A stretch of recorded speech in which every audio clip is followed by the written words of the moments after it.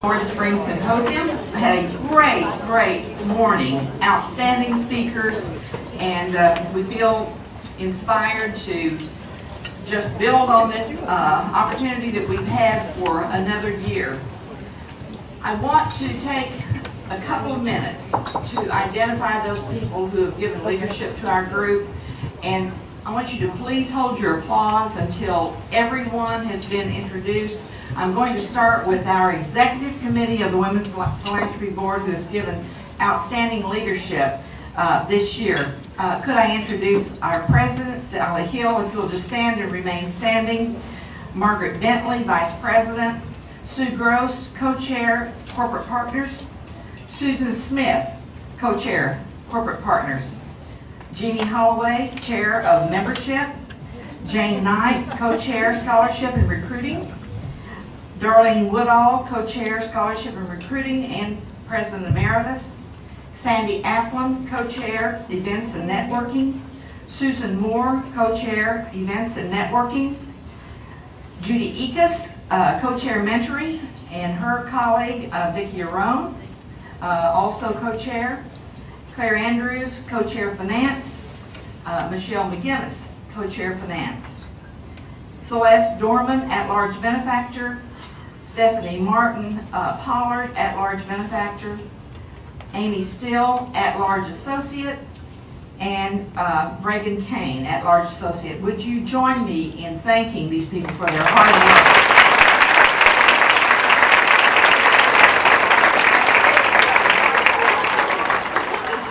In the next group, very quickly, our corporate partners. There are not as many of these, but they bring such great contributions to our group. Alabama Power, represented by Margaret Bentley and Jan Ellis. City Smith Barney, Todd Wiggins, who could not be here today. Moore Wealth Management, represented by Susan Moore. Blue Cross Blue Shield, Barbara Hutchinson. The Office of AU Outreach, Dr. Rick Cook, who's been a great supporter of ours. Stanley Sistrunk at the Flower Store. And finally, the hotel at Auburn University. Again, please help me join in thanking these corporate partners.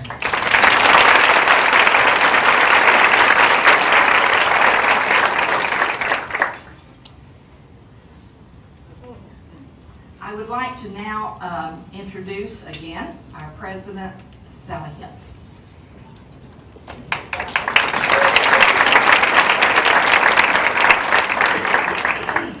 Thank you very much. I welcome you as well, and I just want to say how grateful we all are to the outstanding speakers that we've had. You still have one yet to see, but it has been a really remarkable day. A day of great information, and it's been so nice to have so many students. Those of you who were in the sessions and you saw the students who were coming actually by classes over. That's absolutely wonderful, and June had mentioned in the last session that we've had over 500 mentees. When we first started out, we said, you know, we should actually have a mentor program. And we had 10 or 12. In 7 years now, we have over 500, which just shows you that young women, they want to be informed, and they want to have contact with people who've actually walked the walk and experienced what they have. I personally am so proud of this organization because in a very short period of time, a great deal has been accomplished. We have an enormous number of new members, both benefactor members and associate members, and we have given back to the College of Human Sciences in the form of scholarships and professorships and funds for special programs over $250,000.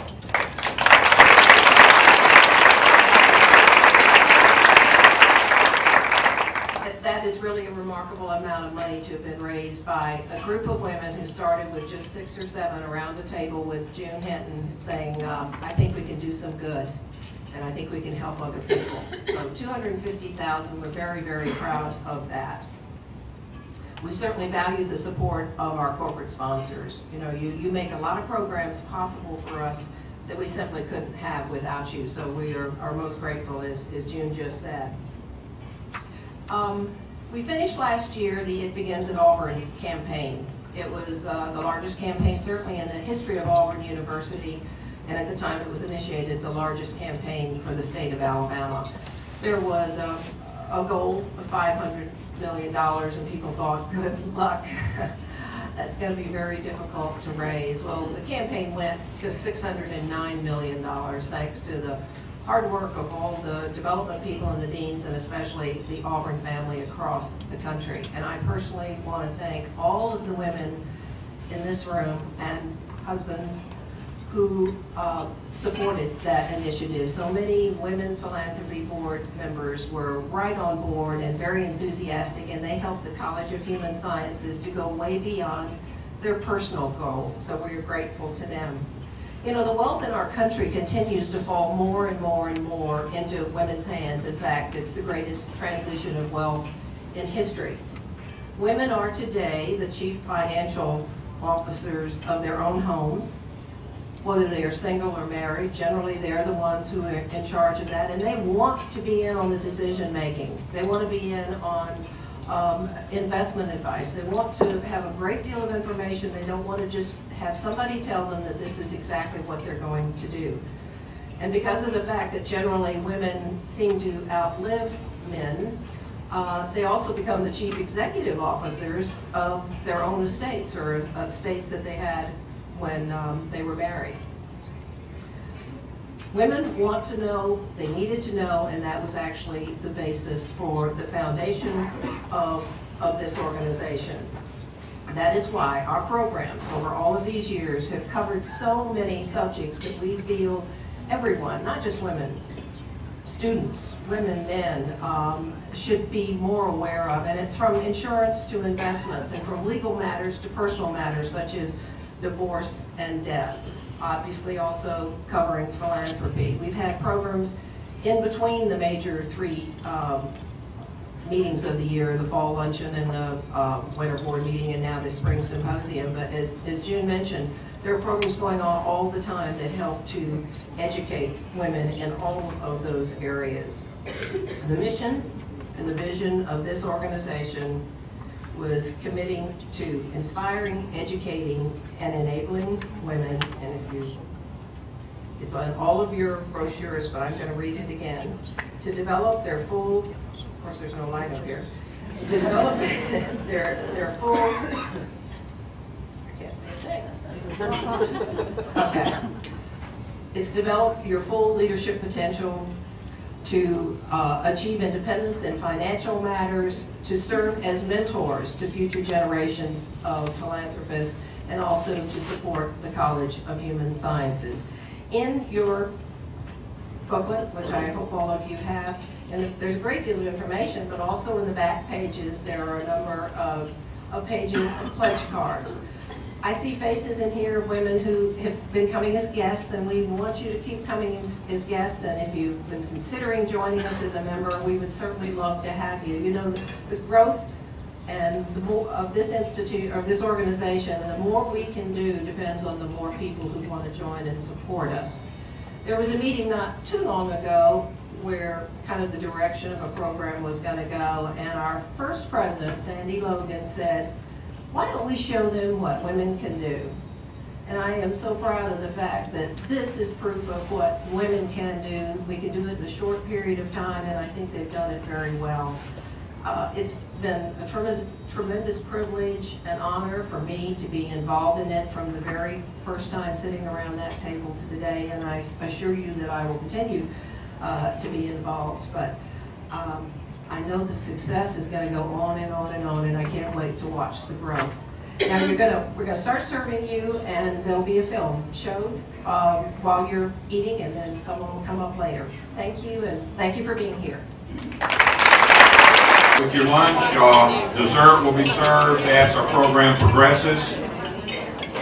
What a great day, June, for Auburn, for Women's Philanthropy Board. It's rare when you get this type of assemblage of people of the caliber of certainly of Gene and of Dave Altig and your other speakers that have been able to converge on Auburn at one time to give not only the students but certainly the community an inside look at GAO, the Comptroller General, the Federal Reserve, and many other organizations. So I thank you and Sid very much for putting together a wonderful program. A couple of things. Boy, the timing of this is unbelievable. The timing of what's taking place, the way it unfolds, the way it is presented, it gives us, we all feel like we have a part of what's taking place in this crazy world, and we do. And not only do we have a part, we've got a responsibility to be part of it. And to the students here, just a couple of things. You hear all of these economic comments, and I have to tell you, Dave, there's no way to make economics sexy. I'm sorry, it's not. It's not exciting. It's not. It is what it is, but it's wonderful because everything winds up being supply and demand. But to the students, you can do whatever you want to do. You can be whoever you want to be. Jade and I were at an air show a couple of days ago, and the airmen, the Air Force cadets, the Academy cadets that were there, I'm going to tell you, you've got to feel just extraordinarily proud and patriotic about the way people present things, and certainly the way that kids, students, and your young adults who are no longer kids are emerging, and people of our generation are certainly looking forward to you taking the lead. I'll tell you a story about a guy that the last 18 holes of golf I played, a friend from Ocean Springs, Mississippi, so you think, things are out of your reach. Goals are beyond where you think you can go. There's a guy named Steve Wilson. Played golf with him, and about a year ago he said, you know what, I'm watching these guys play on the tour, I think I can do that. So as an amateur, he went out and he played his way through the field, much like the U.S. Open's qualifying, those of you that are golfers. Well, the Masters has a qualifying opportunity, and you go through and you're vetted and you play in match play. Well, Steve went all the way through, he got to the very last match, he won 5-4. So for you golfers, that means after 14 holes, he was 5 ahead. Steve Wilson, the guy that runs a gas station in Ocean Springs, Mississippi, is teeing off in the Masters on Thursday, and that's something that the rest of us that play with him are going to have a hard time grappling with those comments. Now, I made a comment earlier today, economics. I had a chance to chair the Regional Federal Reserve Board, hear Dave's presentations. My economic base, the first economics course I had was at Auburn with a lady named Dottie Shirley, and some of you older people here perhaps know her. Wonderful. Her husband was a World War II POW. Well, Dottie was ambidextrous, and at the time, of course, we didn't have air conditioning, didn't have other things. She would write with her left hand on the board on Econ 101 with a cup of coffee and a cigarette in one hand going across the board. She'd get to the other side and she'd write right-handed and change hands with her coffee and cigarettes, but she'd bring it back, but she kept you interested. She kept you excited. She did make economics fun and interesting, which can be a little bit dicey sometimes. But Sid asked me to talk for a minute or two about the Federal Reserve, things that perhaps Dave Altig will not say. The Fed does monetary policy. Congress does fiscal policy, the taxing and spending side. The Fed does monetary policy, money supply, working within the system, keeping the payment delivery systems working, and many other comments. And that's just a very broad brush comment. It's done with supply and demand. How does the Federal Reserve raise interest rates, lower interest rates?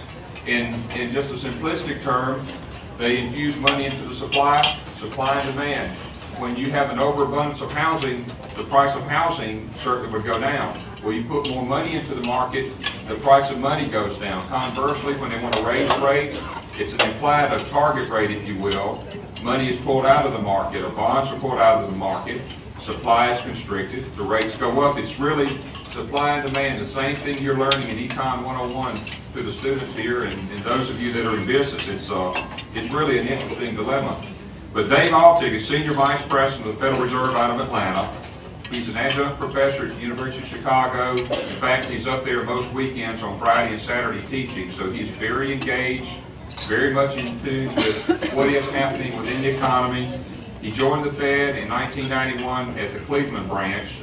There's a full bio in your brochure that you can read about him. But he joined in '91. He has taught at Indiana University. He has lectured domestically. He's certainly lectured internationally. And he's part of a program that the Fed looks to certain people for research, for policy, for the sense of where you really go in an economy, particularly one like we're in right now. But Dave is going to talk a little bit about the economic outlook for the United States and abroad. And I have to tell you, the last 2 times I sat with him, 2 and 3 ago, last time we were in New Orleans watching the Mardi Gras parade a couple of weeks ago. Not a lot of heavy economics discussion. Now, I would say during that presentation, he could have made it fun. But 2 months ago, he made a presentation in Jackson, Mississippi to Governor Barber, and Governor Barber was like a freshman English class student sitting there taking notes. Whatever Dave said, he was making notes. Prior to that, the presentation I saw him make was to Chairman Bernanke. People listen to Dave Altig. It is, I would just tell you, very refreshing to have someone of his caliber within the Fed system, within the sense of advising the people that are making the economic and the monetary decisions within the country. Someone of Dave's caliber, of his experience, to be very engaged. And Dave Altig, I would tell you thank you to you and Pam. He's a good guy, 4 good kids, 3 grandkids, and he brings to the Federal Reserve a unique experience of academics, of practical, private experience, and certainly the sense of being able to sit down with a Chairman Bernanke and sit and just discuss the things of the day. Ladies and gentlemen, Dave Altig.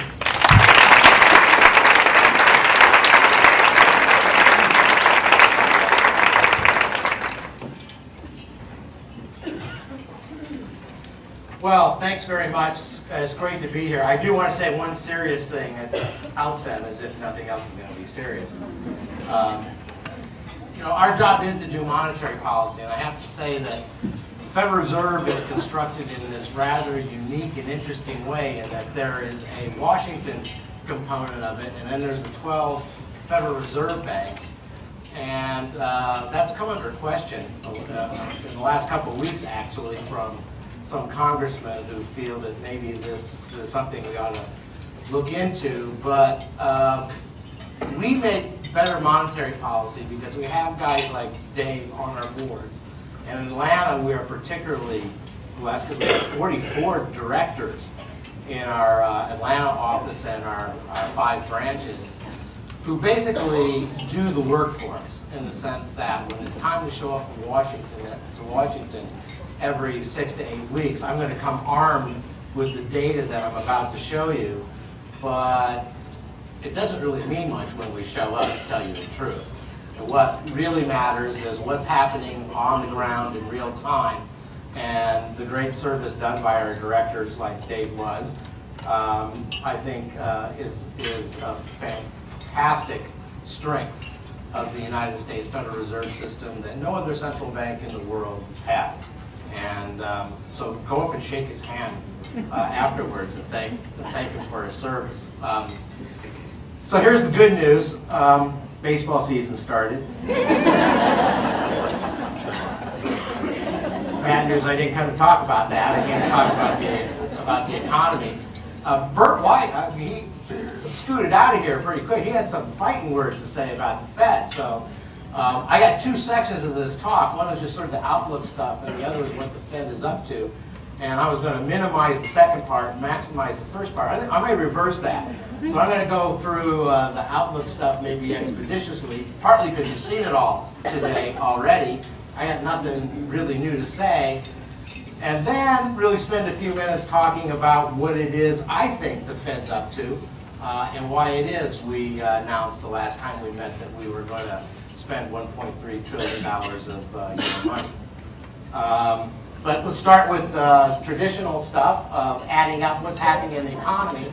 I have this device that I've used in many sort of occasions as I try to just sort of frame the discussion of dividing the data up between the good stuff, the bad stuff, and the ugly stuff. It was the good, the bad, and the missing, I guess, in Bert's talk. And mine's the good, the bad, and the ugly, because I'm a traditionalist and I'm going to stick with the tried and true, except that as I try to think about what goes in that good category, I can't find anything.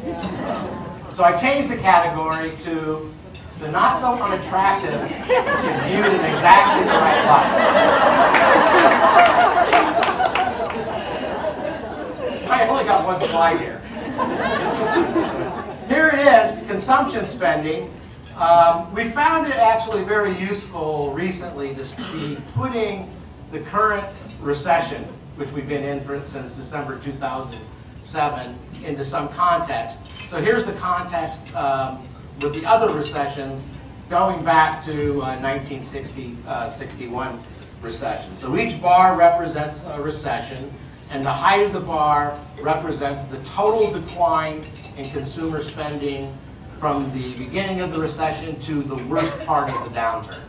Not necessarily to the end of the recession, but at its worst. And first of all, you can see the kind of consumption spending in an average recession is never very average, sort of all over the map. There were recessions, like the 2001 recession, the last one, which we wistfully think about these days, where consumption spending actually did not change at all over the course of the recession. We've had recessions where consumption spending took very, very large hits. In the lineup of previous post-war recessions in the United States, consumer spending is holding up really reasonably well.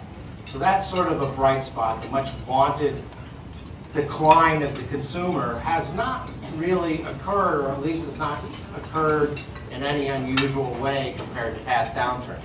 By the way, I'm assuming that you all know how we decide where a bar goes, how we decide if we're in a recession in the United States.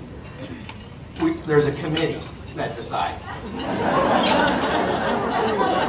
That's actually not a lie. That's actually, there is a committee called the National Bureau of Economic Research Business Cycle Dating Committee. Now, I don't know what they do. They get together and they call each other up and they say, does it look bad? Yeah.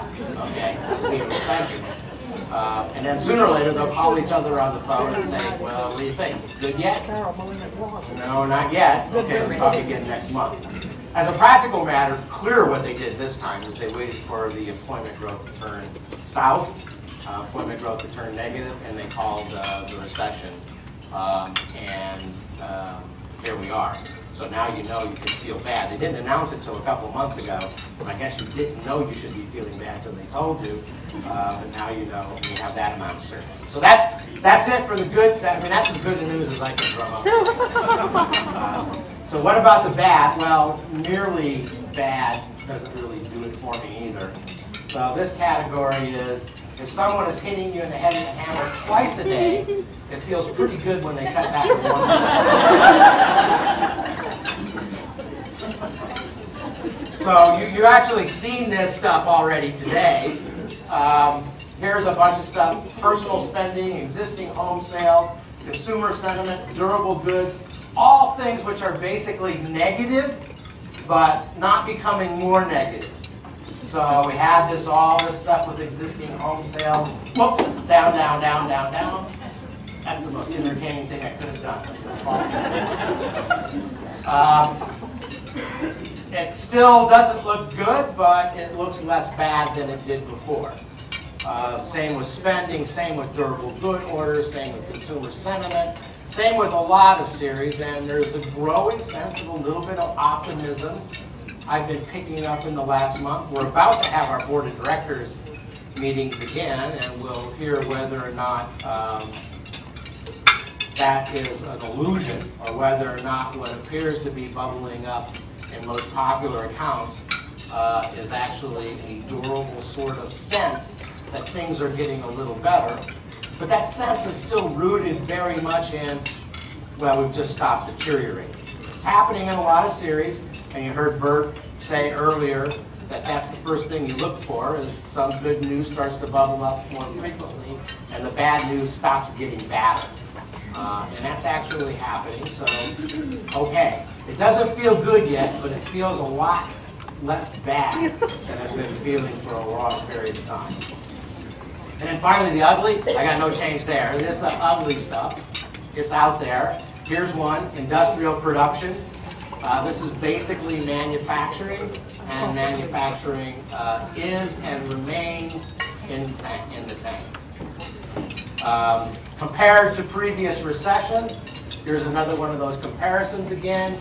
And you can see that with respect to the manufacturing sector, the only post-war recession we've really seen as bad as the one we're in now was the 73-75 recession. Also, tied for the 81-82 recession as the longest one in the post-war period at 16 months. If you're counting up the months, so from December 2007, you recognize we're going to give that record a pretty good run. And of course, the really bad news is employment. This is what my colleagues call candy cane bars. I hate them because I can't understand them at all. Except I know the following. Below zero, bad. And each of those colors is a different sector. Manufacturing, government, construction. So any color below zero, bad. And what do you notice? For a long time now, every single color below zero, except for a while, every once in a while, yellow pops up above the line. Can you guys back there read what yellow is? Government. Not really kind of what you were hoping for, I guess. I teach, as Dave said, I teach MBAs a lot who are now spring waiting for the job offers to come in. They really did not want to see this picture. This was not something they were looking for me to see. And unfortunately, it's every bit as bad as it looks. So here's those recession bars again, the comparisons to last recessions. And what you see is we've already beat every other post-war recession in terms of employment losses from the peak. And I got to tell you, no reasonable forecast is going to tell you it's not going to get worse. It is. The last thing out of this business is going to be a pickup in employment. And that's just sort of the unfortunate truth. Hopefully it will be sooner rather than later, but this is going to be an ugly picture for a while to come. How much longer? Well, what's our forecast? This is our actual methodology.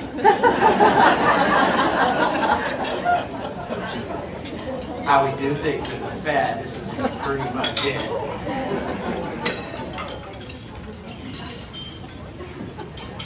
We don't show this picture that often, but this is it. And this isn't actually the Fed forecast, but so here's gross domestic product. This is the growth of the overall economy. The red bars are what's actually occurred, and then the blue bars are the forecast. So this forecast reveals what you heard Bert White say earlier today. The first quarter, good, write it off. We saw it was gone anyway, and it was bad. Second quarter, not very good, really. Third quarter, fourth quarter, okay, now things are looking up. And as we go into 2010, maybe something that looks like a real recovery. So this is the blue chip consensus forecast. This basically takes the middle of the median set of views. I guess it's not really a set, but the median views. Here's the ranges. I don't know if you can see that, but so the black bars there are the top of the lowest 10 and the bottom of the highest 10 of the forecast. And one of the things you see in this picture, if you were an inveterate analyzer of these sorts of things, is an amazing amount of dispersion going as far out as 2010. This is a really, really big gap. Guesses that differ by 2 percentage points. And I've seen other roundups of private forecasters where the ranges are even bigger than that. By the time you get, here's a dirty little secret of forecasting. Once you get 3 quarters out, guess the average. I mean, literally, here's how you should forecast 2 quarters out. Take out your calculator, calculate the average growth rate of the economy over the past 20 years, and throw it on the table. That should be your forecast, because you can't beat it. Our capacity to forecast goes out at best 2 quarters, and if you're looking into 2010, you might as well be flipping coins. So, I mean, actually, my crystal ball, that was actually a bit more technical than it really is. So these are blue chip forecasts, these are private forecasters, so you'll get some dispersion because people are trying to distinguish themselves from the crowd, but if you pin them down and you told them their mother's life was on it, they would tell you, okay, I'll guess the average, because you can't really do any better than that. And yeah, I think that this dispersion is genuine. This dispersion is not some people trying to, make a name for themselves. by putting out a high number and some putting out a low number.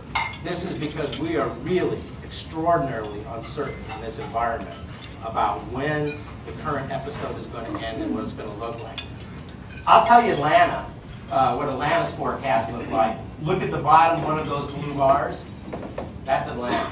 We're actually quite pessimistic about how quickly, not how quickly necessarily the recession will end, but how quickly the economy will grow out of the recession. The reason for that is we have a financial sector now that is fundamentally going to have to reinvent itself. In part because markets are going to make financial institutions reinvent themselves, in part because regulators are going to make financial institutions reinvent themselves. The closest thing, I can come to is the analogy to the savings and loan crisis of the late 1980s and early 1990s and the workout out of that. That was a recession that was relatively short and relatively shallow in the overall scheme of things, but we did not come blazing out with growth out of that recession. And so Chairman Greenspan at the time had a terminology for that. We were facing 50-mile-per-hour headwinds. Headwinds that emanated fundamentally from recapitalization that had to go on in the banking system, restructuring, and a reorientation associated with very significant changes in regulation at the time. We're facing the same sort of circumstance now, plus more. So here's sort of the key risks to the outlook, and they're not going to be a surprise to anyone if you've seen them on a slide already today. It's hard to understand how this is all going to start to resolve itself fully until the housing market issues resolve themselves fully. And in particular by that I mean the spillover from the housing market to financial markets. Maybe TARP will do it, maybe the private-public partnership, funding partnership will do it.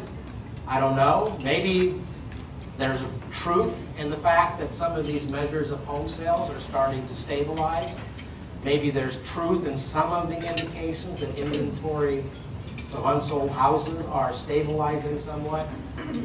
So maybe the housing market will stabilize and lead us out of this, but it's hard to know exactly where that is. If you look at any forecast of housing prices, the bottom really isn't anywhere in sight. And at inventory levels of new homes that are up near 13 months and inventories of existing homes that are around 9 to 10 months, it doesn't seem like price adjustments are going to be anywhere in sight for a while. And until prices find a bottom, it's hard to figure out how portfolios that are held by all these players out there in the world are going to be valued in a way that will get markets up and running again. It's just hard to see it. That, of course, leads to whether or not financial conditions really are stabilizing or whether there's another big surprise. I would have given you something like this speech last summer. You know, we'd gotten over Bear Stearns, things had settled down, it looked like we had dodged the worst of the bullets. Some of the data wasn't coming in quite so bad. We were clutching at every bit of optimism we could find. And then the fall came and we realized that we didn't even know what a crisis looked like. So I'm here saying I think we got over this one. I think we've got the things in place to find our way through the end of this recession and into the recovery. But my track record's pretty bad. So is everybody else's. Just sort of don't know what other shoe might there be to drop. Let's skip this stuff. We might learn that we are more dependent on the rest of the world than we sometimes think. Round about this time last year, if I was giving this talk, people would be asking me about decoupling. Isn't it true that China can grow independently of the United States and the developed economies, that we have this large emerging market economy that is independent now of its customers. Let me repeat that. Independent now of its customers. Just saying it makes it all sound like ridiculous. And it turned out it was ridiculous. If we had just said it, we would have understood. That's ridiculous. Listen to what you just said. You just said these people don't depend upon their customers. But they do. Maybe we do too, is the problem. We've never seen a forecast like this. So this is a global growth forecast. It's a little hard to see. Things to the right of the line are forecasts going forward for 2009, 2010, so on and so forth.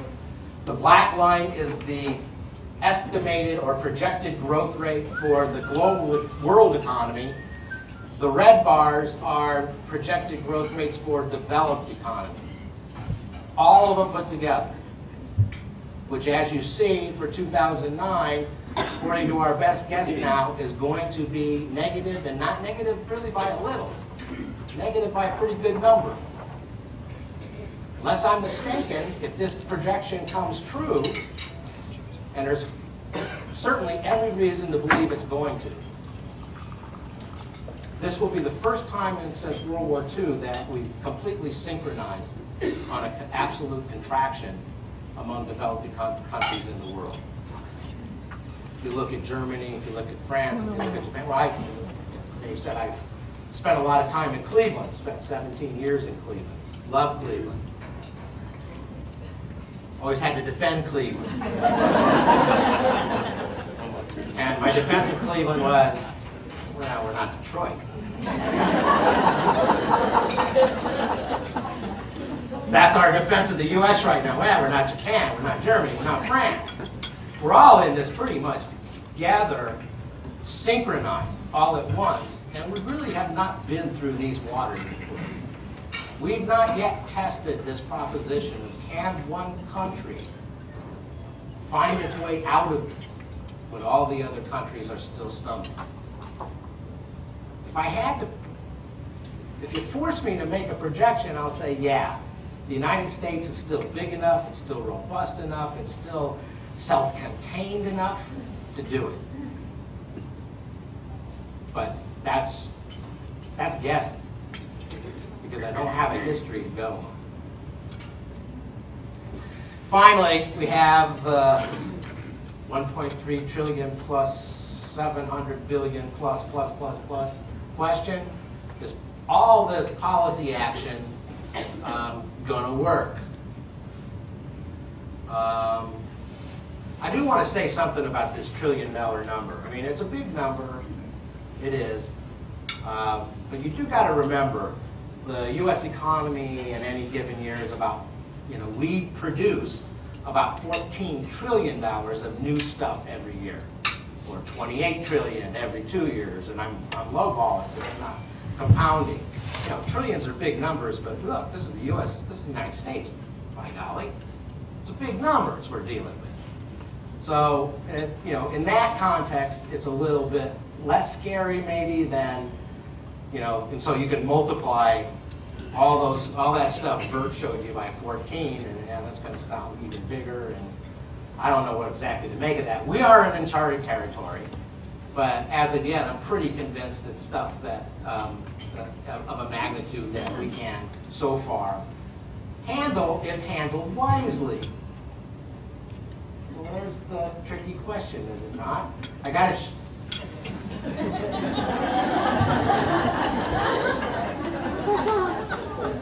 No matter where I go, I'm told that this is the right characterization of Fed policy.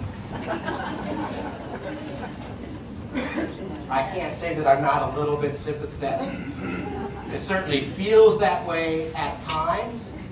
But I don't think that's entirely appropriate to think of it that way.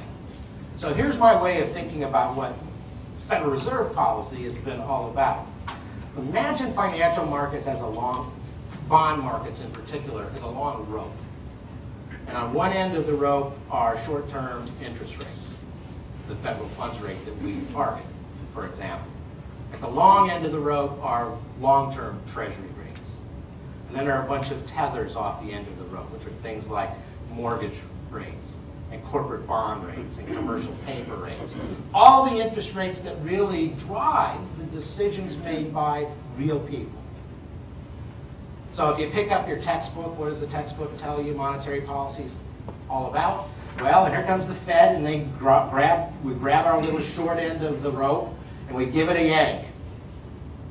And then that action sort of ripples down the rope, and eventually it hits long-term treasury rates. And after it hits long-term treasury rates, it sort of ripples out to mortgage rates and commercial paper rates and corporate bond rates and all that sort of stuff. Every textbook has some story like that. We live in a world where it is as if someone has taken bricks and placed them in strategic places along this road. So here we are, we're yanking on our end of it. We're yanking like crazy. We yanked all the way down to 0. And yet the ripple stops dead at these bricks on the road. These bricks of financial market dysfunction.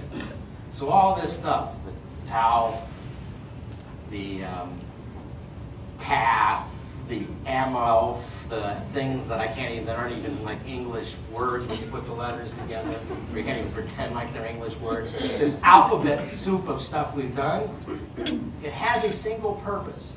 It has the purpose of jumping over the bricks and getting to these markets that we usually get to in a very indirect way with our little short-term interest rate instrument, which because of the financial market dysfunction, we simply cannot get to, which have simply shut down. We've moved from a world where markets work to where markets are severely dislocated. And the rationale of this whack-a-mole, every time we get over one of the bricks, I think it's a mistake to think of the intent to be one of controlling interest rates, to be one of allocating resources. The intent is to get the brick off the damn rope. The intent is to bring market function back so that markets can work the magic that markets work. There was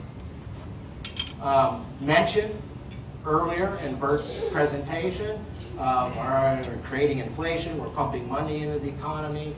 What are we going to do about it? Well, here's what he said. He said, well, if you ask a Fed person, here's what they'll tell you. We're going to deal with the problem we're dealing with today, and we'll think about that other stuff later. Well, that's pretty true, actually. pretty close to true. Although, I can tell you that no discussion goes on in the Federal Reserve System. There isn't a minute's thought given to what we're doing where we're not thinking about the exit strategy. I have never heard a single discussion among my colleagues in the Federal Reserve at the highest levels where the issue is not brought up. Okay, now as we do this, are we applying the following criteria? Have we identified a brick? It's not just high interest rates. That's not enough. It's not just that it costs people a lot to borrow money. Is there a brick? Is this market not working? 2, do we think we can jump in and move the brick effectively? 3, if we don't, are our bricks going to start falling all over the place? Is there systemic risk? 4, is what we're doing being done at the lowest possible cost, potential cost to the taxpayer? And 5, do we know how we're going to get out of this when it's over? We think we do. And I don't speak for the fiscal side of the world. I don't speak for the administration. I guess I'm supposed to say I don't speak for the Fed. Okay, so there, I said it. I don't speak for the Fed. Here's my view of it. My view of it is the orientation that drives monetary policy decision-making is one where it's still markets that work to generate wealth. It's still markets that are going to have to lead us out of this recession into the recovery and back onto the sorts of growth paths we expect of the United States economy. Our job is to just get us up to the point where that market magic can reassert itself and then get out of the way like we usually do. In most cases, in normal times, I always tell people, tell my students, look, job of the central bank is not to do any harm. Job of the central bank is to get out of the way and create as much of a foundation for the economy to run on its own as we possibly can. We're still doing that. It's just that it's taken a little bit more aggressive action this time around than it does usually. And we all, I know everybody in this room, and I can assure you, everybody in the Federal Reserve is very anxious to get back to business as usual. So why don't I stop there, and if anybody has any questions, I'd be glad to entertain them.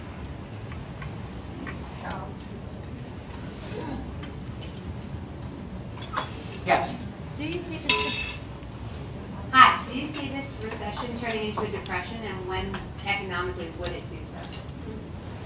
Well, I mean, the problem is there's no real definition of I don't know, I'm pretty depressed. I don't know about you. I mean, there's no real definition of a depression. I mean, I think there are a lot of things that are different about the current environment from the Depression.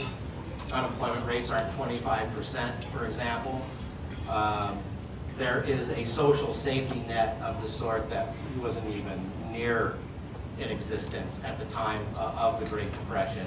So much of the real human damage can be not removed or not eliminated, but mitigated in ways that simply were not possible before. And I think we have learned, I'm going to speak from the monetary policy side of things. I think we have learned lessons from the Great Depression about what not to do. How do you avoid turning a recession into Great Depression? I mean, I will tell you, it is my opinion that the Depression became the Depression rather than another bad, really bad recession like we're suffering now because of policy mistakes. One of those policy mistakes was to worry about the things Burt White was worrying about this morning, about the growth in the money supply. This is not accidental. This is entirely intentional. And it's because, I mean, we are extraordinary. I mean this as sincerely as I can possibly mean it.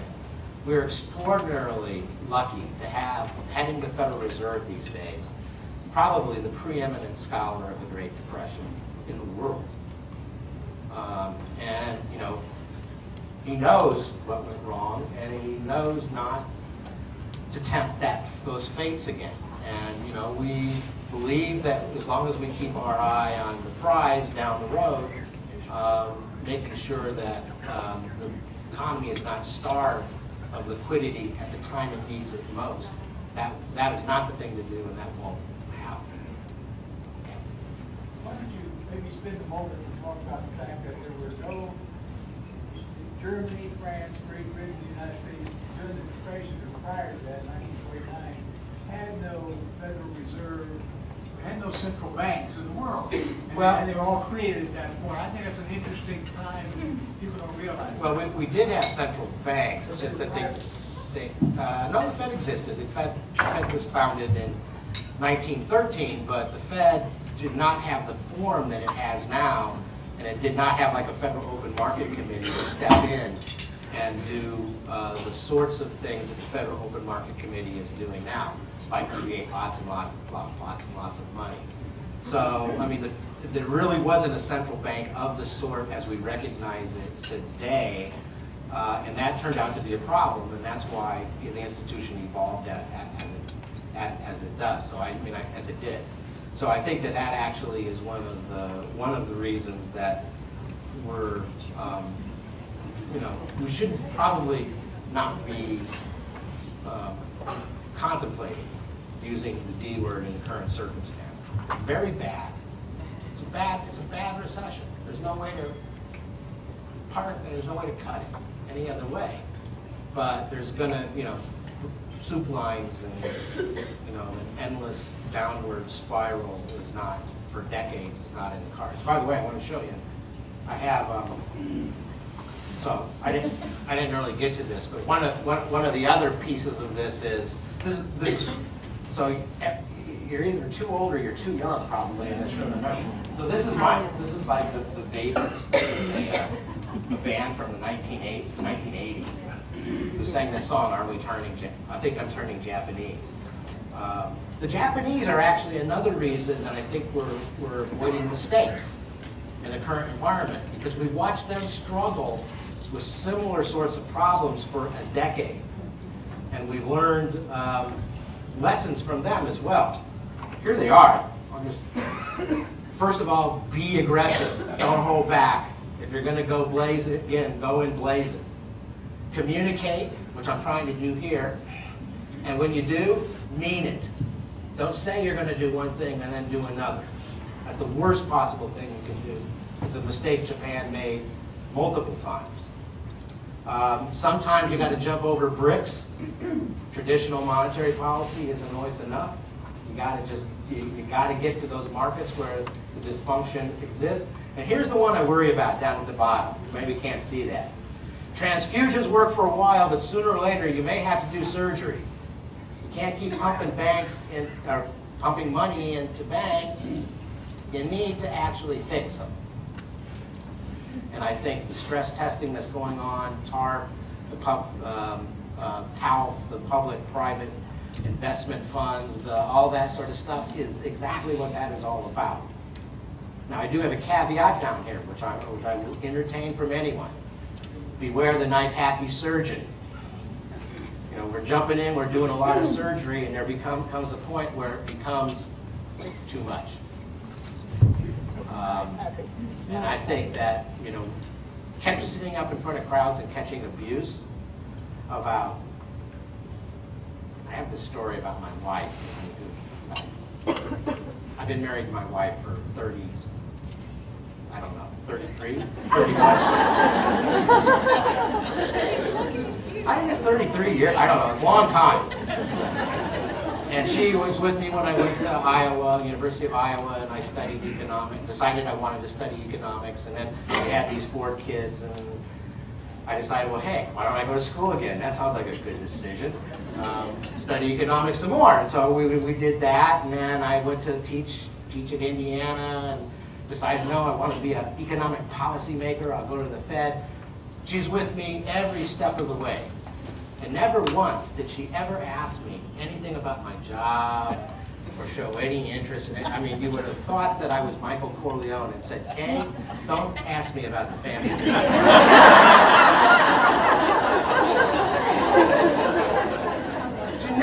She never cared. And then one day, in about November, somewhere, we're in the thick of it.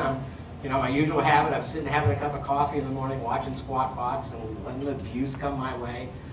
And she looks at it for a while, and then she looks at me, and she looks back at it for a while, and she looks at me and says, do you guys know what you're doing?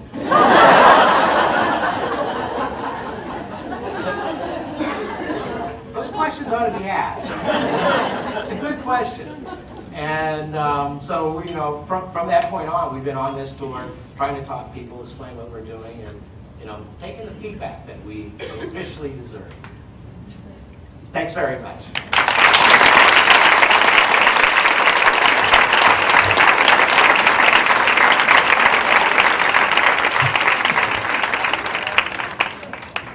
These challenging economic times, we have the sincere privilege and honor of putting some money into some pockets of some worthy students and faculty members. So a part of what we do as the Women's Philanthropy Board is to recognize and support achievement in the form of giving awards and scholarships.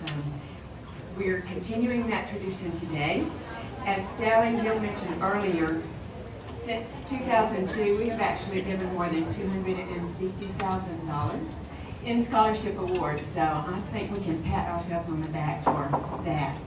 We are giving today 9 awards, and I'll ask that as each person comes on stage, on the platform, Susan will present them their award. They'll line up and wait until everyone is up here to give them hands-on applause. You're welcome to give them imaginary applause and quiet applause, but wait until they're all here to give them a rousing round of hands-on applause.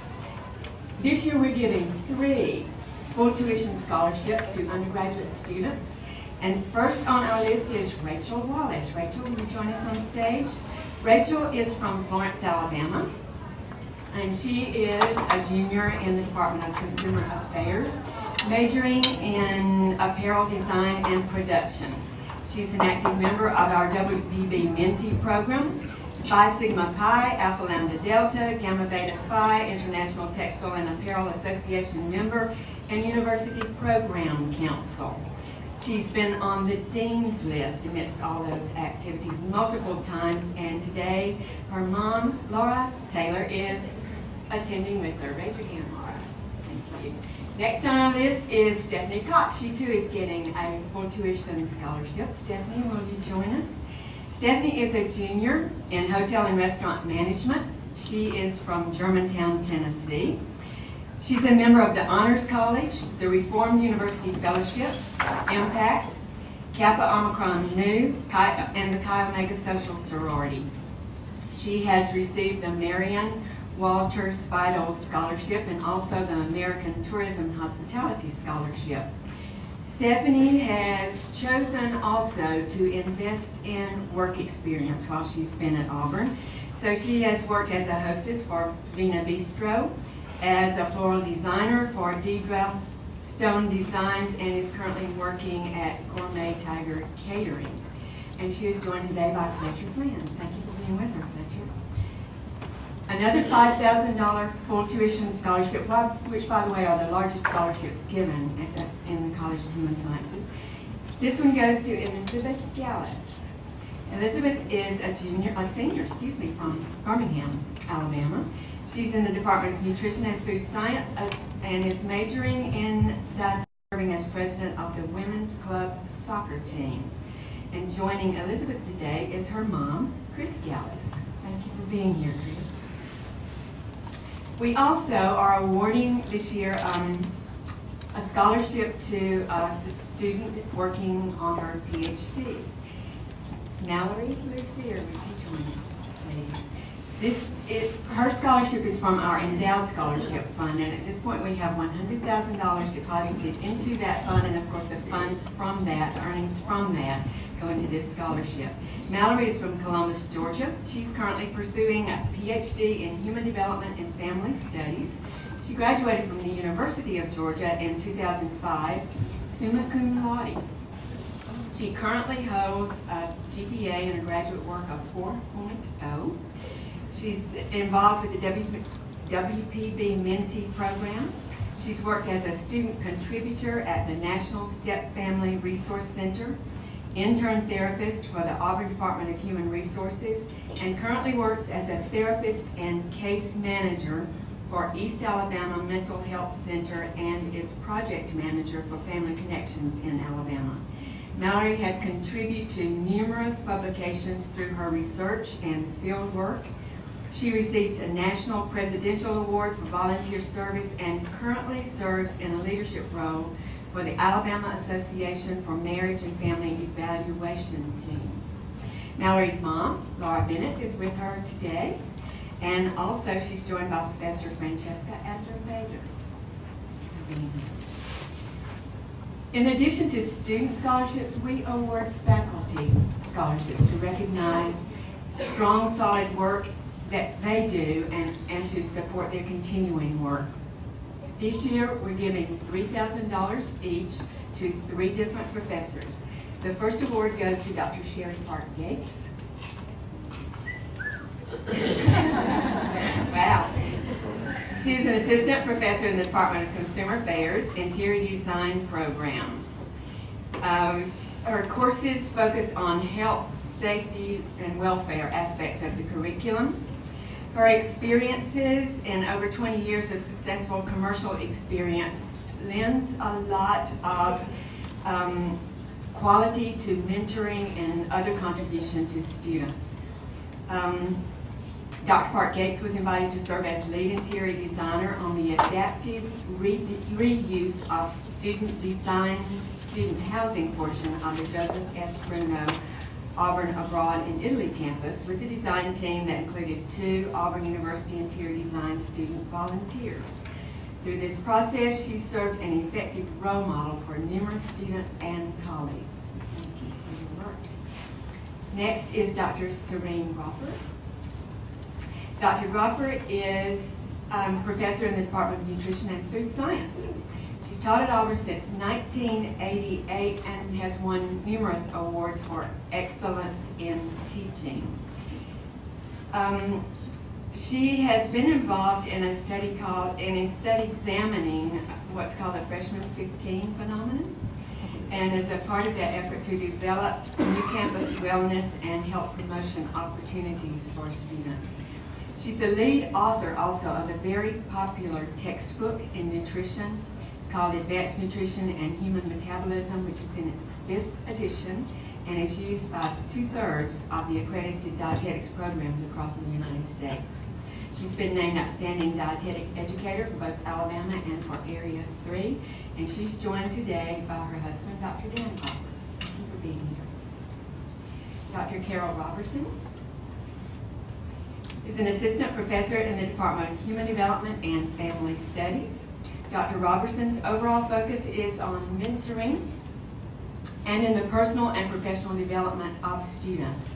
She teaches the professional developments and ethics class and strives to enhance student decision-making. A majority of the students that Carol encounters aspire to have a positive impact on the world due to their human services focus. Her commitment to encouraging women to fully embrace and develop their intellectual and leadership potential has had a significant impact on students, and we welcome you. Thank you.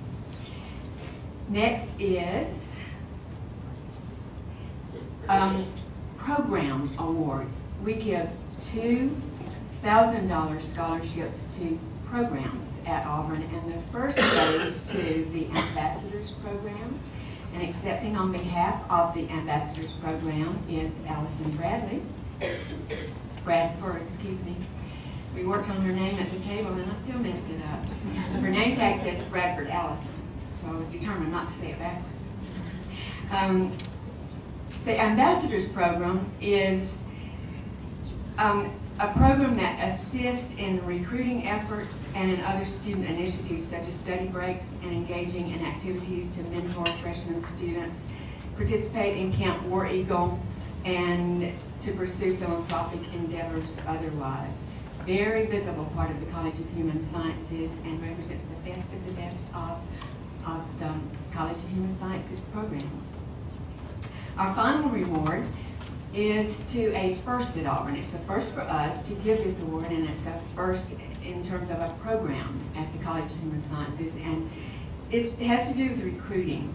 The Women's Philanthropy Board wanted to be a part of and partner with recruiting efforts and to help those potential students for the College of Human Sciences to see that there is a value add for Auburn's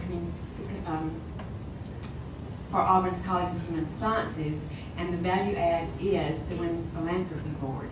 So we thought it very appropriate to partner with this pilot program. The program will coordinate the efforts of CHS recruiters and WPB volunteers. We'll share information about CHS programs and educational initiatives of the WPB. And the WPB Mentee program will be highlighted through print media, recruiting presentations, and electronic recruiting contacts. WPB volunteers may serve as local contacts with area high schools or host recruiting events to establish relationships and to recruit the next generation of philanthropists to the College of Human Sciences. Accepting that award today is Dr. Susan Hubbard. So we thank you, and you may now give your hands on.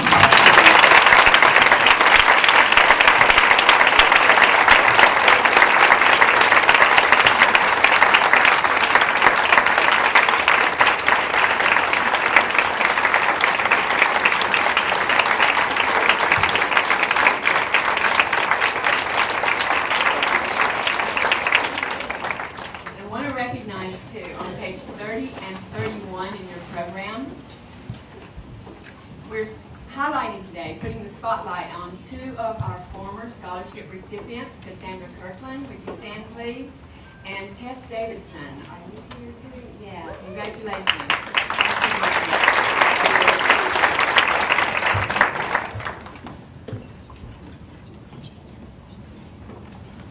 As we move beyond the 1:30 hour, we begin to lose people. I do want to recognize just a couple of individuals who are left.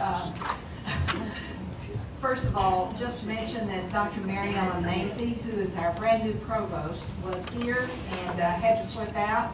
Also at one of the head tables is Virginia Thompson, a member of our Board of Trustees. Thank you, Virginia, for being here.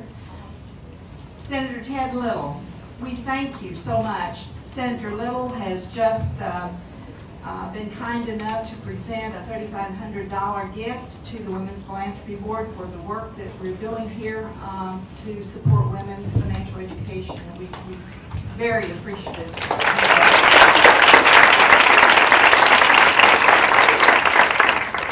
I also just want to mention that there were almost 2 tables of people here from the University of South Florida today. They just slipped out to catch a flight.